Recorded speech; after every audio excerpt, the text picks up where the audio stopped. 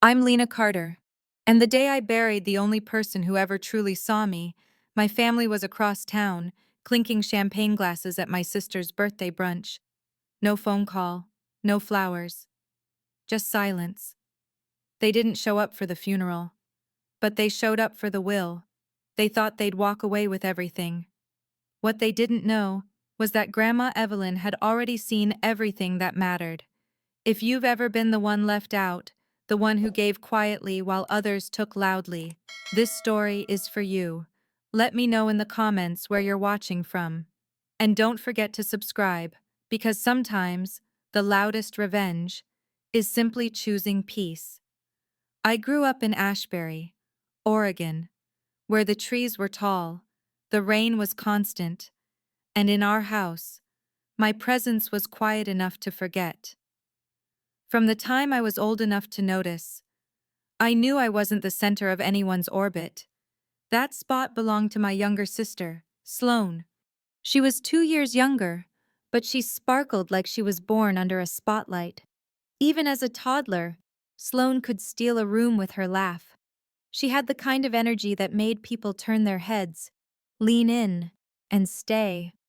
She was the dancer, the lead in school plays, the girl in matching outfits with our mother at every Christmas card photo. And well, I was the one behind the camera, holding the box of props, waiting quietly on the sidelines with a sketchbook in my lap. Our parents, Daniel and Vivian Carter, adored her, not in the cruel, intentional way that some people favor a child, but in the soft, unconscious ways that cut even deeper. They celebrated her loudness. They organized their lives around her schedules, her recitals, her birthdays.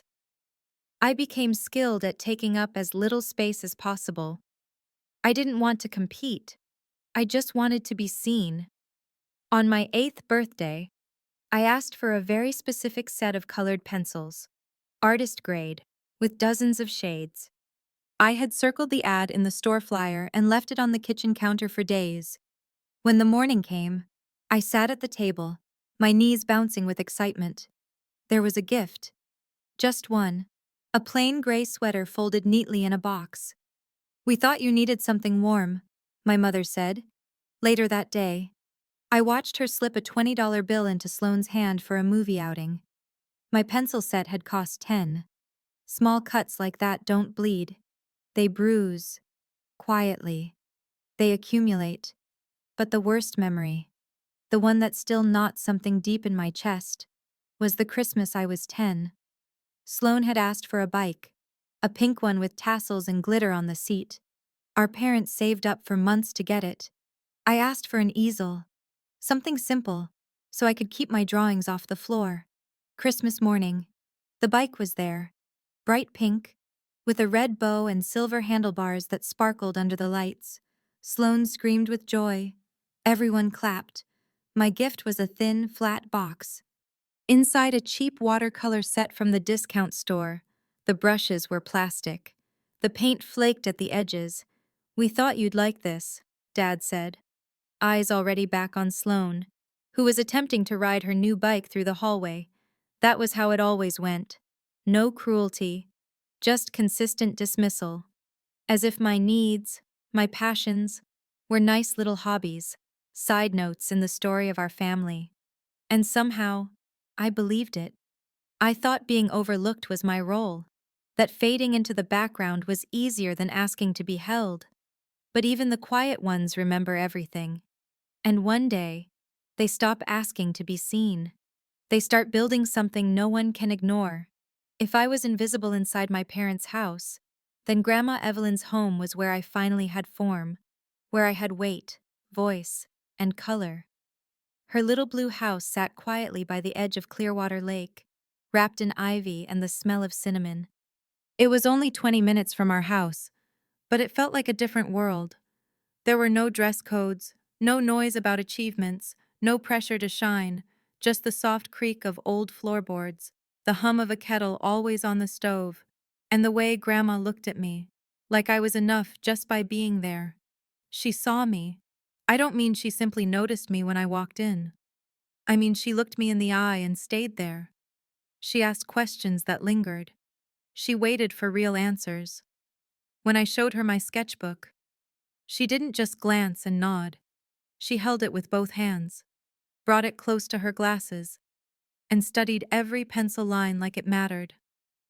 "Look at this," she'd whisper, brushing her fingers over the page like it was sacred. "You captured the light in this leaf. Lena, that's not easy to do. You're seeing something most people miss." She bought me my first real paintbrush, the kind that held water without dripping. She gave it to me wrapped in a scarf from her dresser drawer, said it had belonged to her when she was young. Every artist deserves the right tools. She told me, even if the world hands them plastic and says, "This will do." My parents never came to see the little gallery that bloomed inside her house. But Grandma Evelyn framed one of my charcoal sketches, a quiet scene of the lake at dusk, and hung it next to an oil painting she'd bought at a local gallery. When I protested, told her it didn't belong there, she turned to me and said, gently but firmly, "It belongs because I say it does, just like you." She never talked badly about my parents, not once, but in everything she did. The way she made space for me at her table, the way she saved my drawings in a folder labeled Lena's Masterpieces. She was rewriting the story I thought I had to live with. She didn't try to fix the way my parents treated me. She just loved me louder. Sometimes I'd bike to her house after school, pretending I needed help with homework just to breathe that air again. We'd sit on the porch and drink tea, even when I was too young to like it. And when I cried, she never rushed me. She'd just sit with me through the silence until I was ready to speak. "You don't have to shout to be strong," she said once, brushing my hair behind my ear. "Sometimes, strength is in the stillness." One summer, I told her I was thinking of quitting art club, that it didn't seem to matter, that I wasn't going to get into any fancy programs anyway. She didn't say a word. She stood up, went into her bedroom, and came back with a brochure, a summer art program at the State University. "Let them tell you no," she said, placing it in front of me. "But don't you be the one to tell yourself that first." She paid the application fee out of her own pocket, and when I got in, she clapped her hands like I'd won a Nobel Prize. That summer changed everything. In that program, surrounded by other kids who spoke the same language of color and line, I felt for the first time like maybe I belonged somewhere. And every night I called her from the dorm, she'd ask, "What did you see today that others missed to the world?" Grandma Evelyn was a sweet old woman with a love for gardening and poetry. But to me, she was a lifeline, the one person who saw the artist before the art, the girl before the woman, the soul behind the silence. And while my family framed Sloane's homecoming crown and football game tickets, Grandma Evelyn framed my worth, quietly, deliberately, and without asking anyone else's permission. By the time I turned 15, I had learned to carry my victories quietly. The louder I tried to celebrate them, the more obvious it became that no one was really listening. When I won second place in a regional art competition, $200, and a certificate signed by a panel of working artists, I rushed home clutching the envelope like it was made of gold leaf. My fingers smudged the ink from how tightly I'd held it during the bus ride. I walked into the living room to find my parents on the couch, watching Sloane's cheerleading competition on TV for what had to be the third time. "Mom, Dad, look," I said, breathless. I placed in the regional showcase. There were over 100 entries. I held out the certificate like it was a piece of myself. My dad glanced at it briefly, smiled, and said, "Oh, that's great, honey. Good job." His eyes never left the screen. My mom didn't even look. "That's nice. Lena, can you quiet down? This is Sloane's big solo." I stood there for a moment, still holding the certificate out, as if maybe they'd change their minds, maybe the words would register, but they didn't. I quietly folded the paper and walked to my room, placed it in the bottom drawer beneath my sketch pads, and sat on the edge of my bed, heart thudding with a disappointment too old for my age. Later that week, I heard my father on the phone with my uncle. He was talking about college plans, career paths. Yeah, Sloane's got a real future, he said. She's got the charisma. You know, people are drawn to her. Lena, well, she's a sweet kid, but she's always in her head with that drawing stuff. I told her, focus on something practical. It wasn't anger that hit me. It was that cold kind of numb that sinks into your stomach and stays. I told Grandma Evelyn that weekend. I sat at her kitchen table, the smell of fresh muffins in the air, and cried without needing to explain why. She listened without interrupting. When the silence settled, she didn't rush to fix it. She simply got up, walked into her study, and returned with a brochure. It was for a scholarship-based summer art residency at the State University, a step above the program I'd attended years earlier. You're not just talented, she said, placing it gently in front of me. You're serious, and you deserve to be taken seriously. She filled out the forms with me, helped me choose which pieces to include in my portfolio, and covered the shipping costs to send it off. I didn't tell my parents. I didn't need another half-hearted nod or another reminder to be realistic. I just sent the application and waited. When the acceptance letter came, I didn't run home with it. I went to Grandma's instead. We danced in her kitchen to an old jazz record, spinning between the stove and sink like children. She clapped and kissed my forehead, then framed the letter and hung it next to my artwork in her hallway. That was the summer I stopped hoping for applause from the people who'd never learned how to clap for me. I poured everything into my residency, the long studio hours, the critiques, and the peer workshops. I found myself surrounded by people who understood the language I spoke, the quiet, visual one made of shadow, texture, and line. But even then, when I returned home, it was Sloane's back-to-school party that took center stage. A rented hall, balloons, her name in cursive gold letters across the wall. I stood in the corner, smiling when appropriate, answering questions politely. No one asked about my summer.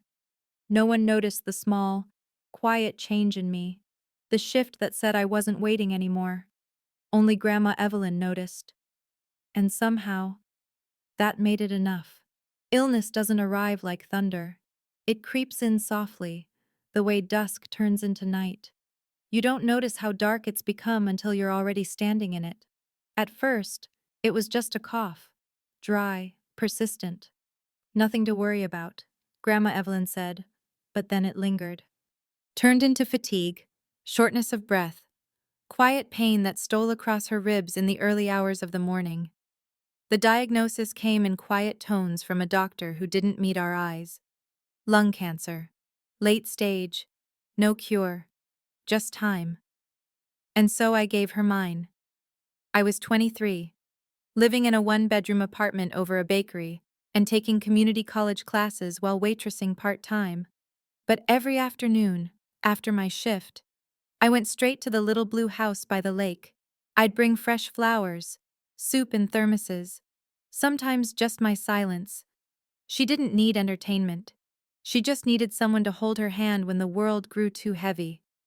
I read to her, rubbed her back during the nights she couldn't sleep.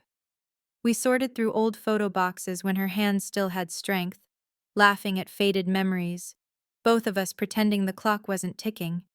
Her TV gathered dust. She said she preferred the sound of my voice anyway. My parents came once, Sloane too. They stayed 10 minutes, brought a bouquet from the grocery store and stood near the window, checking their phones. My mom complained about the hospital smell. My dad asked the nurse when Evelyn would be back on her feet. Sloane barely looked up. They left without hugging her. Evelyn didn't mention it afterward. But I saw how she folded the untouched bouquet and tossed it in the trash after they left. She passed away on a Tuesday morning, just after sunrise. I was there, sitting beside her bed, holding her hand as her breath grew softer, slower, then stopped. It was not dramatic. It was simply final. I made the calls, called my father first. "She's gone," I said, voice hollow. There was a pause. Then, "Okay, well, we knew this was coming." In the background, I heard my mother asking what was wrong. "Your mom," he said. "She passed." Muffled voices, some shifting, then back to me. "Grace, we'll take it from here. Go home. Get some rest." But they didn't take it from there. They didn't call the funeral home. They didn't write the obituary. Every decision, every form, every phone call fell to me. I moved through those days like a sleepwalker, numb and functioning. The funeral was set for Saturday morning. On Thursday, my mom called. Her voice was too cheerful. "Lena, sweetie, we need to talk about the date." I paused. "What about it?" "Well," she said, "Saturday is Sloane's 25th. We've had the brunch planned for months, friends flying in, a big reservation at that French place downtown. I didn't speak. I didn't have to. We just don't think we can make the funeral," she continued. "But we'll come by the grave next week. I promise." I hung up without another word. Not in anger, just in surrender. Something inside me broke quietly, like a thread snapping under too much weight. The final illusion I had clung to, that maybe, one day, I'd matter to them, was gone. That Saturday, under a gray sky spitting light rain, I stood alone at the edge of Grandma Evelyn's grave. A few of her neighbors came, one or two cousins, a minister. That was it. I was the one who greeted guests, the one who lowered her into the earth, the one who whispered goodbye. And somewhere across Ashbury, in a chandelier-lit brunch hall, my parents were toasting mimosas, laughing, celebrating Sloane. That was the moment I knew. The love I had been given, quiet, unwavering, real, was gone. And the people I had hoped would show up for me never would. Grief doesn't always sound like sobbing. Sometimes, it's the silence that follows, the kind that presses against your chest and refuses to move. After Grandma Evelyn's funeral, the house by the lake sat still. Her teacup stayed on the counter for 3 days. I couldn't bring myself to wash it. The Monday after the burial, I went back to my apartment, sat on the edge of my bed and stared at the floor for hours. My phone buzzed once.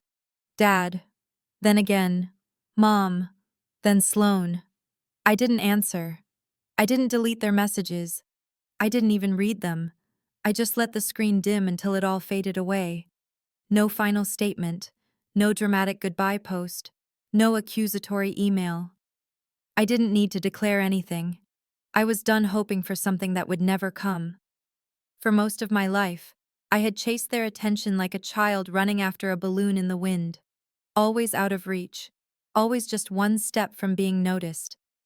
But that morning at Evelyn's grave, something in me stopped running. I wasn't angry. Not yet. Just emptied. Worn down to something sharp and quiet. They didn't notice I had disappeared. Not right away. A week passed, then 2. The texts got longer. The voicemails started sounding frustrated. My dad's voice, once flat and detached, now had an edge. "You need to stop ignoring us. Lena, this isn't how families behave." But the truth was, I wasn't behaving like family anymore. Because I didn't feel like I had one. Silence became my shield.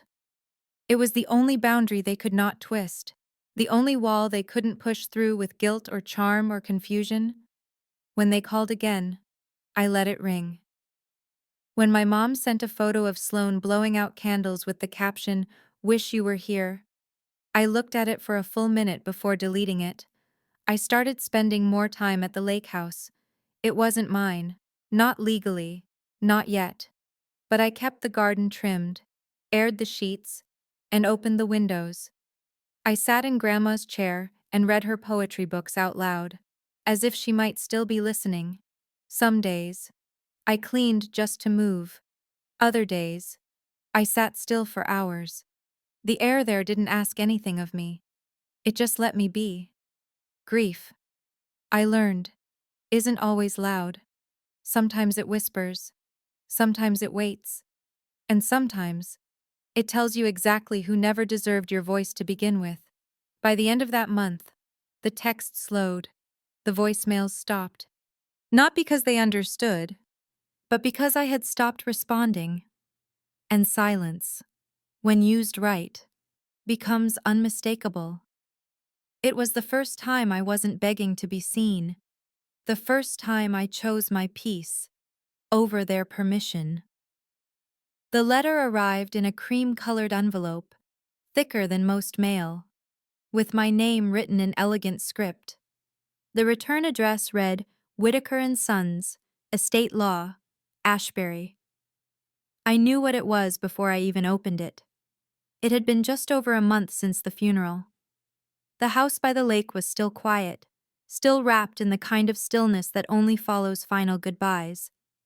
I'd started going there more often, not to claim it, but to care for it, to be close to her. Inside the envelope was a formal invitation, a reading of Grandma Evelyn's will, scheduled for the following Friday at 10 a.m. at Mr. Whitaker's office downtown. I wasn't surprised. I knew Evelyn would have had her affairs in order. What surprised me was that the letter was addressed only to me. The next day, I got a call from the office confirming my attendance. The rest of the family has been contacted separately. The receptionist said politely, "But Ms. Evelyn asked that you receive this personally." Something tightened in my chest. A knot of anticipation laced with dread. I wasn't expecting anything. Evelyn had always lived simply. A modest savings, a pension, the house, maybe a few keepsakes. The truth was, I would have come even if she'd left me nothing. Friday came too quickly. I walked into Mr. Whitaker's office and immediately saw them, my parents and Sloane, already seated around a polished wood table. My father looked impatient, tapping his fingers against the chair arm. My mother wore a stiff smile, the kind meant for strangers. And Sloane, in a new designer coat, scrolled on her phone like this was another brunch reservation she'd been dragged to. They didn't acknowledge me. Not a nod. Not a word. I took the seat furthest from them. The air was heavy with expectation, like everyone was waiting for applause that hadn't started yet. Mr. Whitaker entered with a leather folder and a small laptop. He greeted us warmly, as if unaware of the frost in the room. "Thank you all for coming. Ms. Evelyn Carter left clear and detailed instructions. We'll begin with a few charitable bequests." He listed off small donations. A check for the local library, another for the animal shelter. My father shifted in his chair. My mother adjusted her scarf. Even Sloane looked up. Finally, when he said, "And now, the remainder of the estate," he turned the page.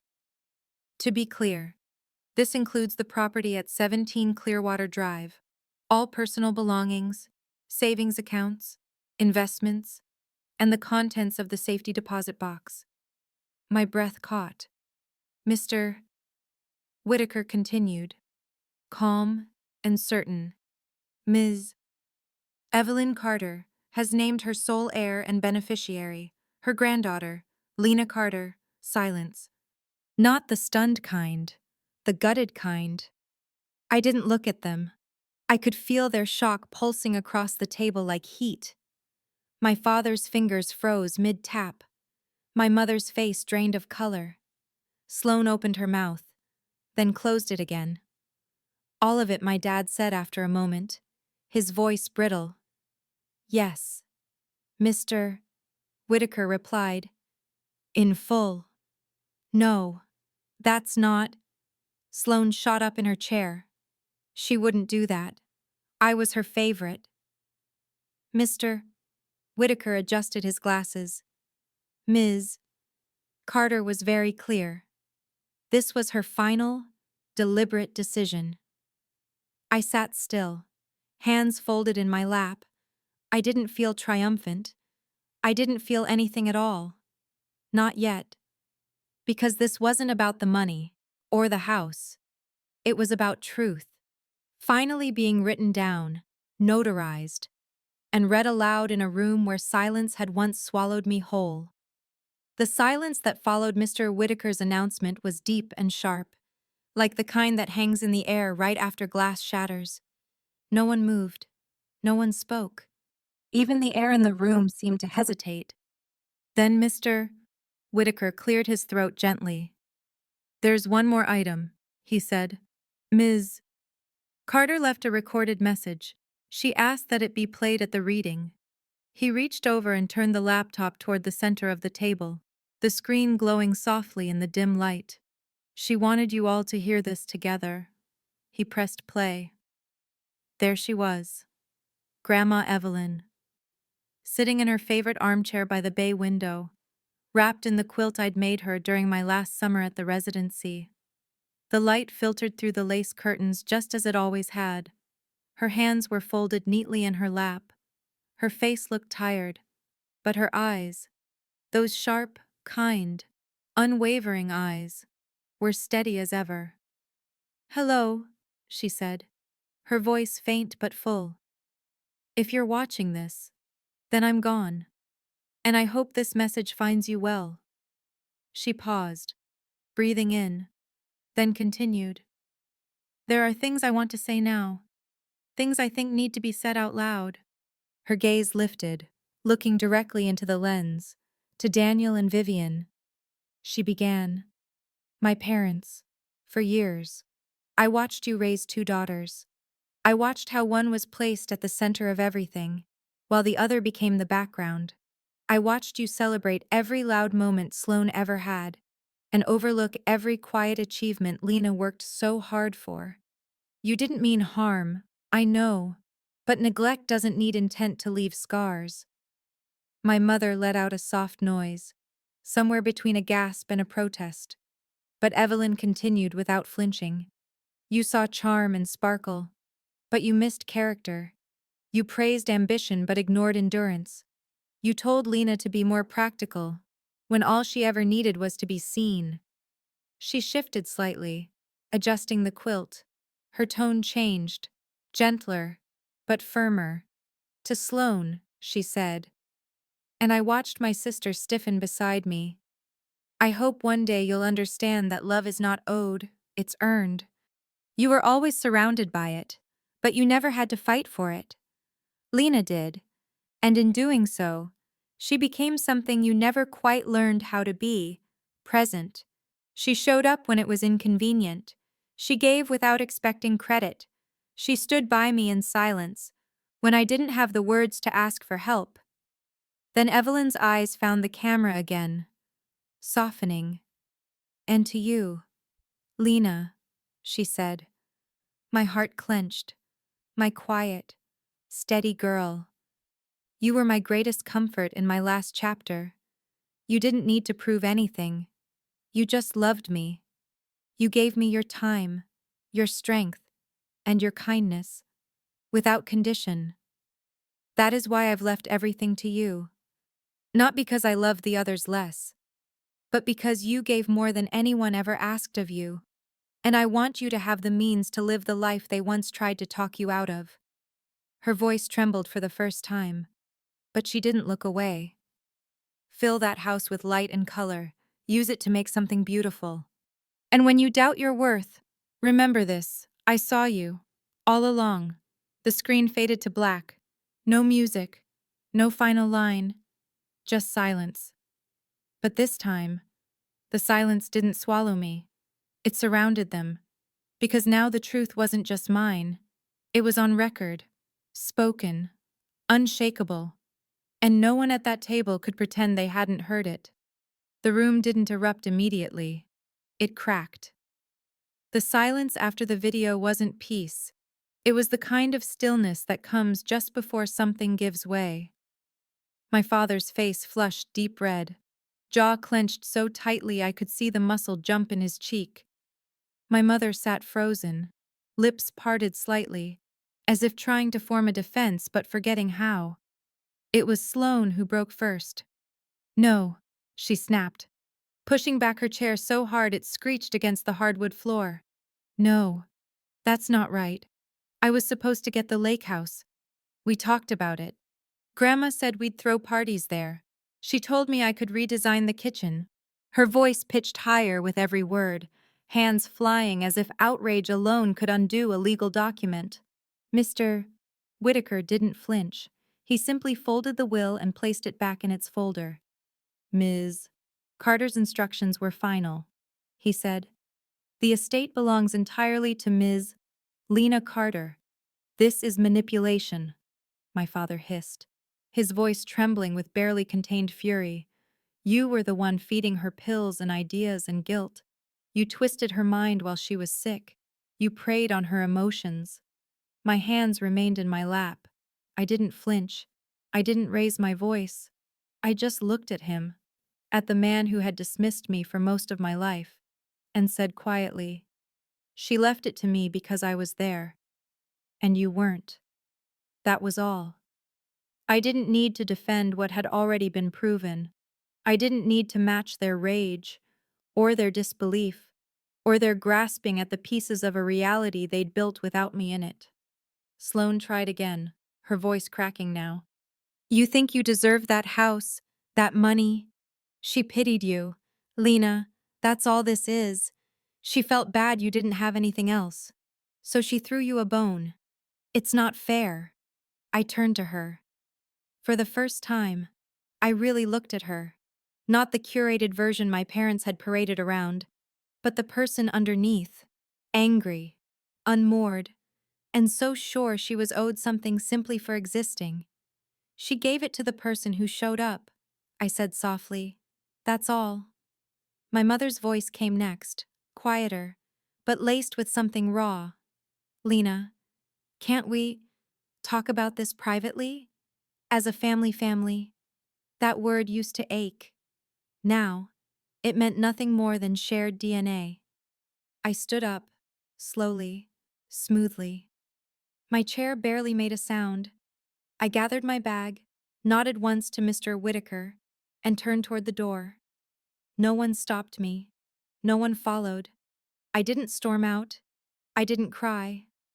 I walked, measured, certain, because I had nothing left to prove, and they had nothing left to take. The first time I unlocked the door to the lake house as its owner, the key trembled slightly in my hand. Not from fear, just the weight of what it meant. This was no longer just a refuge, no longer the place I ran to when I needed air. It was home, entirely mine, not borrowed, not temporary, not conditional. I walked through the front door slowly, letting my fingers trail along the familiar grooves in the wood paneling, the soft dip in the armrest of Grandma Evelyn's favorite chair, the faint scent of cinnamon that still lingered, woven into the curtains and the cushions like memory stitched into fabric. I didn't rearrange the house. Not right away. I didn't need to change it to feel like I belonged. Instead, I moved through the rooms like someone relearning the shape of their own skin.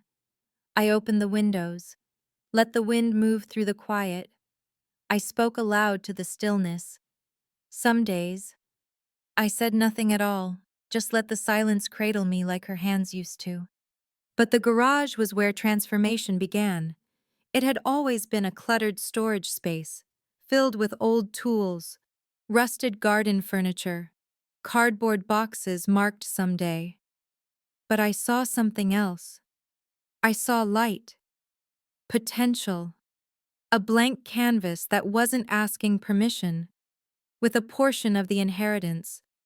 I hired a contractor to open up the space, white walls, high ceilings, and tall windows that looked out onto the lake.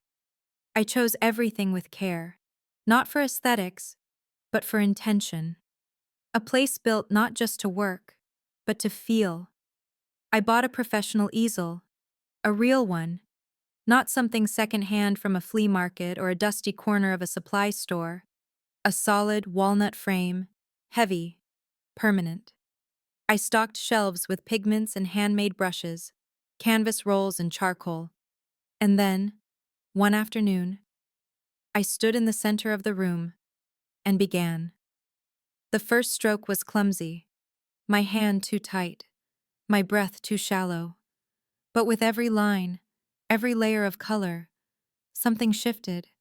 It wasn't just art, it was grief, poured out one brushstroke at a time. Anger softened into shadow. Loneliness found its shape in light. The outlines of healing started to form, not just on canvas, but inside me. After a few weeks, I opened an online shop, quietly. No big announcement, just a few prints, a handful of original pieces. I told myself I didn't care if they sold, but when the first order came through, someone from Minnesota, buying a watercolor of the lake at dawn, I cried. Not because of the money, but because someone I didn't know had seen beauty in something I'd made. Orders trickled in, then picked up. A blogger stumbled onto my work, wrote a piece calling it soft, haunting, deeply human. I started getting requests, commissions from people wanting portraits, landscapes, memories turned into color. I was still alone, but I wasn't invisible anymore. Each day I stepped into that studio, I left something behind: grief, shame, the ache of being forgotten. And each painting I sent into the world was a piece of truth that something quiet, when nurtured, can become something unshakable. It started with a question I whispered into the stillness one night, sitting alone in the studio, paint drying beneath my fingernails. What would Evelyn want me to do with this? Not the house, not the inheritance, but the space, the peace, the freedom.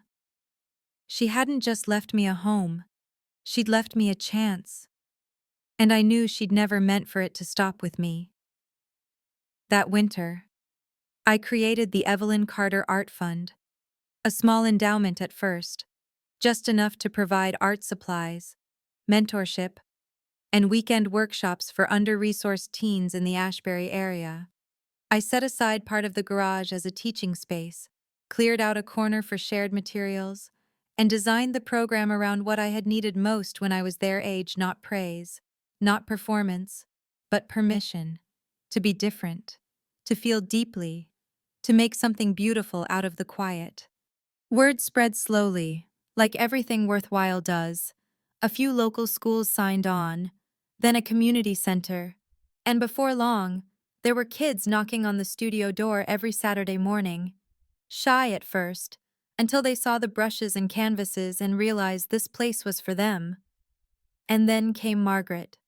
She lived 2 doors down in a pale yellow cottage with ivy on the windowsills and the kind of garden that bloomed even in October. One afternoon, I found a basket of tomatoes and wildflowers on my porch, wrapped in a kitchen towel with a note. "Welcome to the neighborhood. Your grandmother spoke of you often." That was all. She began stopping by on her morning walks. We'd talk over tea or lean across the fence trading stories. She never pried, never asked about the family I no longer mentioned. She just listened. Some days, she helped prep canvases for the workshop. Other days, she brought fresh cookies and told stories about Evelyn in her younger years, how she used to dance barefoot in the rain, how she once painted the mailbox blue just because she liked the color better than black. Margaret became the aunt I'd always wished existed, the kind who remembers your favorite kind of jam and never corrects your silence. And then came Jasmine. She was a junior at Ashbury State, majoring in nonprofit management, with a side passion for community art. She reached out after seeing the blog feature about my work and asked if I needed help organizing the fund. I said yes before the email was even finished. She was bright, efficient, endlessly enthusiastic. What I'd built on instinct and emotion, she helped refine into a program that could grow. She created a budget, helped me apply for grants, built a website, and recruited volunteers. But more than that, she saw me. Not just the artist, the person. We laughed often, worked late, argued about paint brands and newsletter fonts. Somewhere in all of it, we became friends, the kind who remember birthdays, who don't flinch when you get quiet, who show up because they want to, not because they have to. My world, once narrow and dim, was now full of color, not just on canvas, but in conversation, in connection, in the quiet joy of being chosen, not out of obligation, but out of love. This was my family now. A woman with kind eyes and a weathered garden, a student with big dreams and a stubborn heart, and a dozen teens learning to make sense of their pain with pencils and paint. It wasn't loud, it wasn't glamorous, but it was real, and it was enough. The fundraiser was held on what would have been Evelyn's birthday. The lawn behind the lake house was dotted with easels and folding chairs. Children laughed as they dipped brushes into plastic palettes. Teen artists stood proudly beside their work, talking to guests about color choices and inspiration. Margaret was at the lemonade table, handing out cookies with a smile. Jasmine, clipboard in hand, directed volunteers and checked off silent auction bids with the precision of someone born to lead. And I moved through it all like someone finally at home. The house was full, not just of people, but of light. Every room held laughter, conversation, and the subtle hum of something Evelyn would have called belonging. Her framed photograph sat on the welcome table next to a vase of wildflowers and a hand-painted sign, the Evelyn Carter Art Fund, honoring creative roots. I was halfway through a conversation with a donor when I saw them. At the edge of the gravel path, near the driveway, stood my parents, and Sloane. They looked out of place. My father with his arms crossed, surveying the crowd like it was a boardroom he hadn't been invited to. Sloane in a crisp white blazer, her lips tight, eyes scanning everything, the decorations, the smiling guests, the house. And my mother, Vivian, holding a small purse in front of her like a peace offering. I felt the old knot stir in my chest, but it didn't tighten.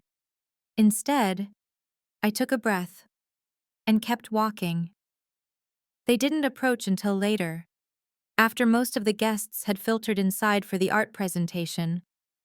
I was on the back porch, adjusting a string of lights, when I turned and found my mother standing just a few feet away. "Lena," she said, her voice cautious. "This is amazing. What you've done here. The kids, the program, the house. It's beautiful." I nodded. "Thank you." She hesitated. "We're proud of you, even if we didn't always understand." The words I had once ached to hear now landed softly, like rain on a sealed window. I heard them, but they didn't reach me. Not anymore. "I'm not angry," I said quietly, and realized, with some surprise, that it was true. The rage had burned out long ago. What remained wasn't bitterness, it was clarity. "I just don't need to be invisible to feel whole anymore." Her face fell, gently, as if she'd been hoping for something else. A reunion, a tearful embrace, maybe even forgiveness. But I didn't owe her that. Not today. Not anymore. Sloane lingered behind her, watching the crowd through narrowed eyes. I caught her staring at the studio windows, where a group of teens were laughing, holding up a large canvas they'd painted together. She didn't say a word. My father didn't look at me at all, just stood with his hands in his pockets, as if he'd stumbled into a version of reality he no longer recognized. I didn't ask them to leave, but I didn't invite them to stay. I simply smiled, calm, steady, and turned back to the porch, to the lights, to the life I had built. They had come thinking this was a stage, but I wasn't performing anymore, and they no longer held the script. The guests had gone. The lawn was quiet. And inside the lake house, only the soft clink of glass being washed and the whisper of late-night breeze through the open window remained. I slipped into the studio alone. The lights were low, the air still faintly scented with turpentine and wildflowers. I sat at the stool by the window, facing the lake. Outside, the water shimmered beneath the moonlight, smooth, unbothered. This was the part no one talks about. Not the confrontation, not the will, but the stillness that comes after. For so long, I thought revenge had to be loud, that it had to look like triumph or sound like applause. But sitting there, in a studio I built with my own hands, surrounded by artwork that had healed more than it had proven, I understood. This was it. This was the quiet kind. The kind that doesn't demand they hurt, only that I no longer do. I wasn't angry anymore. Not at them. Not at the years lost. Not even at the silence that used to hollow me out. The rage had served its purpose. It lit the path. But it was peace that carried me home. Outside, the wind shifted through the trees, and the lake caught every bit of that silver light. I thought of Evelyn, her hands folding mine, her voice telling me, "You don't have to shout to be strong." She was right. I didn't need their apologies to feel whole. I didn't need their permission to shine. Because I wasn't invisible anymore. Not to the world. Not to the people who chose me. And most of all, not to myself. My quiet revenge wasn't their downfall. It was this life, this home, this light. The kind no one gave me. The kind I built myself. Drop a comment and tell me, who was your Grandma Evelyn? The one who saw you when no one else did.